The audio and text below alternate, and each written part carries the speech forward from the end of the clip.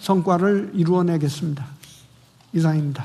네, 이 후속 조치 내용 중에 뭐 다른 건 통상적으로 하실까 하는데 한국 나토 간 조달 기본 협정은 이제 협상을 개시하기로 했잖아요.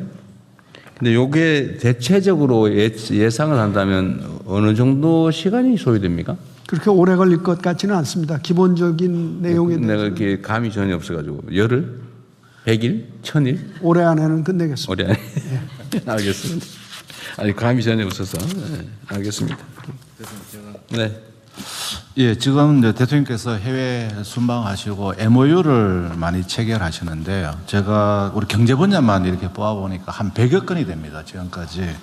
그래서 앞으로 경제 분야는 적어도 저희들이 이제 그 유형별로 좀 MOU를 구분하려고 합니다. 단순한 형태의 MOU인지, 요거는 조금 더 진전시켜야 되는 건지, 요거는 성과를 내야 되는 건지, 이런 식으로 해서 유형별로 해서 성과가 날 수 있도록 하겠다는 말씀을 드리고요. 그다음에 두 번째로는 그 총리실에서 이 정부 업무 평가에 좀 반영하는 건 어떤가 싶습니다. 그래야지만 이게 그냥 MOU는 MOU다. 이게 이제 그동안에 뭐 묵시적인 어떤 또 그런 식으로 했거든요. 이번에는 좀 다르게 MOU에 대한 이걸 이행 진척도를 좀 평가에 좀 반영해 주시면 어떨까 하고요. 그다음에 세 번째 코트라든 경제 외교 포털에서 우리의 성과를 좀 이렇게 상시적으로 이렇게 하고 진행 사항도 좀 해가지고 기업들이 또 알고 저런 걸 정부가 했으니까 우리도 이런 쪽을 좀 해야 되겠다 하는 이런 식의 성과를 어떻게 날 수 있는 부분은 재경부가 관련 경제 분야는 관련 부처들하고 이렇게 챙겨 나가도록 하겠습니다. 많은 협조를 해주시면 성과를 내도록 하겠습니다. 네, 부총리께서 그 말씀하셔서 저도 좀 약간 부과를 해야 되겠는데 어쨌든 순방을 다녀보면 다른 나라의 대한민국에 대한 관심도가 작년하고 올해가 또 다릅니다. 관심도도 매우 높고 기대도 높아요. 예를 든다면 우리의 첨단 산업의 이제 현지 뭐 공장 설립이나 이런 요구도 아주 많고, 특히 방위 산업에 대한 자기 스신들에 대한 우선권 부여 이런 요구도 많습니다. 요새 하도 국제 상황이 아주 복합적이고 불안정해서 그러겠죠. 그리고 문화 분야에 대한 관심도가 매우 높습니다. 이 호감도가 엄청 올라갔어요. 이제 그것 때문에 지금 예를 들면 관련 상품 수출이 매우 좋아지고 있죠. 예를 들면 K-뷰티는 얼마 안 있으면 세계 1위 할 것 같다고 그러던데 한 10년 안에 그래 될 거라고 그러죠. 네. 예측치가. K-뷰티, K-푸드도 마찬가지고 뭐 K-드라마 하여튼 이 K자가 붙으면 뭐든지 잘 팔리는 시대가 지금 오고 있어요. 그래서 제가 각국 정상들하고 또는 뭐 외교부도 마찬가지인데 협의를 해보면 이런저런 기대가 많은데 이게 사실 우리한테 엄청난 기회입니다. 그러니까 아까 말씀하신 대로 그냥 MOU 체결해서 옛날처럼 그냥 뭐 보기 좋게 성과 포장하려고 했다 이렇게 생각하면 안 되고 실제로 그 안에 기회가 들어있다는 거예요. 그래서 이거를 좀 활용을 좀 해서 우리 기업 진출이나 국민들의 민간 교류나 아니면 수출이나 이런 게 사실 얼마든지 넓어질 수 있거든요. 하기 따라 정말 다릅니다. 지금 시장 다변화도 해야 되고 지금 우리 수출이 너무 특정 국가에 편중돼 있어서 그게 사실은 국가 경제 안보에 위협이 될 정도인데 수출 다변화도 해야 되고 품목 다변화도 해야 되고요. 또 품목 고급화도 해 나가야 됩니다.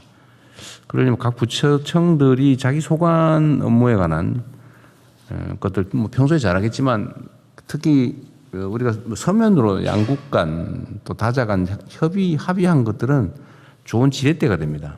그러니까 과거처럼 하지 말고 정말로 우리 부총리 지적하신 대로 실질적 성과로 이어질 수 있게 최선을 다해주고요.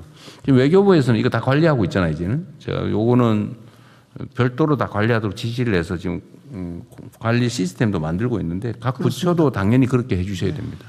뭐 통상은 뭐야 워낙 다들 잘하고 계시니까 새로운 시장 개척이나 새로운 관계 발전이나 또 민간 교류 확대나 특히 문화 수출, 문화 진출 뭐 이런 부분들은 각별히 신경 써 주셔야 됩니다.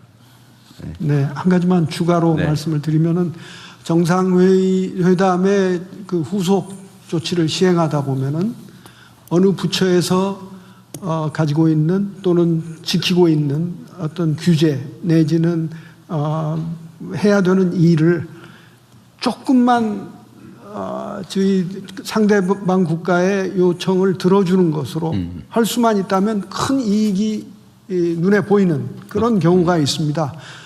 이런 것을 저희들이 부처 간의 협조를 잘 요청하고 있지만은 잘 안 되는 경우에는 협의체를 저한테 얘기하세요.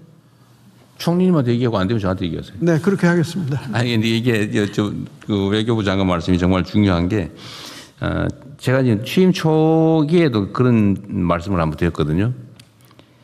각 부처가 자기 업무에 충실한 게 기본이죠. 그러다 보니까 이게 이제 본의 아니게 부처 간 장벽으로 작용해요. 칸막이로. 자신의 업무에 충실하다 보니까 다른 쪽의 중요성이나 이런 건 좀 다를 수 있죠, 평가가. 근데 다른 부처에서 보면은 이게 이렇게 중요하고 저기서 약간만 양보하면 엄청난 더 큰 시너지가 있는데 또는 효과가 있는데 왜 안 할까 이런 게 있죠.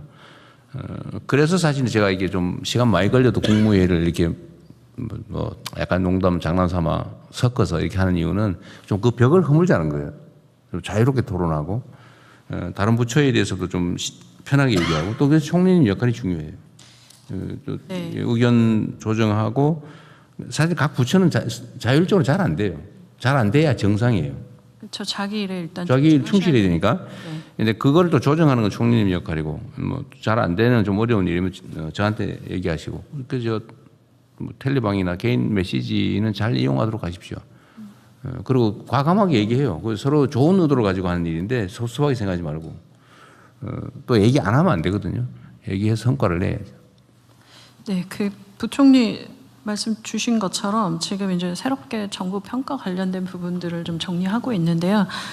대통령 말씀 주신 협업 관련된 부분들이나 각 부처들 간 공동으로 진행하시는 과제가 많을수록 좀 더 좋은 평가가 되는 구조들을 좀 생각을 해보고 있고 또 저는 정말 뭐 기업에 있다가 와서 1년 동안 정부에 하는 일들을 보면서 느낀 건 정부가 앞서서 나가서 대통령님이 이렇게 순방 다녀오시면 그 다음에 숫자가 좋아지는 중소기업 수출 같은 것들 좋아지는 것들을 실제로 봤습니다. 그리고 뭐 식약처도 있으시고 기업의 인증들 이런 문제들에 대해서 기업 한 곳 한 곳들이 하기 되게 어렵거든요. 특히 중소기업들 같은 경우 이런 경우들 정부가 나서서 앞에서 해주시고 뭐 중소기업뿐만 아니라 지금 같은 경우 이제 워낙 큰 주제의 그 대기업들에 관련해서도 외교적으로 먼저 풀어주시면 기업들이 나가는 길이 좀 더 쉬워지는 부분들을 보고 있어서 이 부분에 대한 MOU의 실질적 성과 관련된 부분들도 평가에 넣는 부분들 좀 보겠습니다. 그래서 여러 부처가 하시는 일에 대해서는 저도 적극적으로 나서서 좀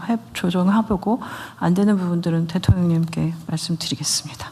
네, 어쨌든 각 부처 간 협업에 신경을 많이 쓰시고 이때까지 사실은 지금까지 지금 고위공직자로 성장해 오신 분들은 이게 너무 익숙해 있어요.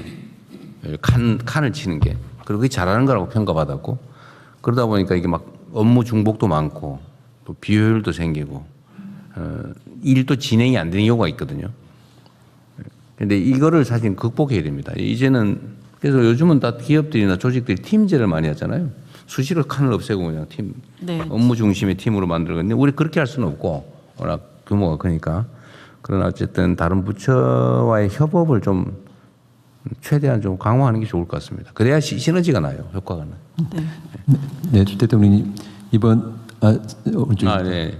이번에 그 세파 협정이 굉장히 치열했었습니다. 그 저희들이 마지막 네, 협정하면서 마지막 순방 날까지 저희들이 새벽까지 협상을 해서 타결을 했는데요. 그 과정에서 협업 말씀을 하시니까 우리 농림부하고 아주 굉장히 긴밀하게 협업을 하면서 줄 건 주고 받을 걸 받는 과정에서 굉장히 농림부 장관님께 감사드린다는 말씀을 드리고 싶습니다. 그 의외로 농림부의 존재감이 많아요 보면. 네. 네, 저희는 생산자가 있고 또 식품 업체도 있기 때문에 이게 민감한 게 있고요. 그 생산자들 같은 경우에는 항시 개방 이슈에 대해서는 굉장히 민감할 수밖에 없습니다. 그간의 경험적으로 우리 생산 기반이 이게 좀 와일 네, 정도까지 네. 되면 그렇죠. 곤란하니까요. 그러니까 그 부분에 대해서는 그 모든 부처가 좀 그 우리 농업의 민감성 그리고 우리 농업의 현실 뭐 이런 것들을 좀 감안해 주셨으면 좋겠다라는 생각을 가지고 있습니다. 이게 이제 그 자유무역의 피해 영역을 맡고 계셔서 어쨌든 국가적으로는 큰 이익이 있는 사안인데 이제 구체적 현실적 피해는 이제 농업 영역이 보니까 그 잘 지키시고 계십니다. 네. 근데 어려운 일이긴 한데 잘 수행하고 계세요. 그래. 나중에 저기 또 총리님 보셔가지고 그 표창을 하든지 포상을 하든지 한번 해보시죠. 좋은 평가를 드리면 될 것 같아요. 그래. 네.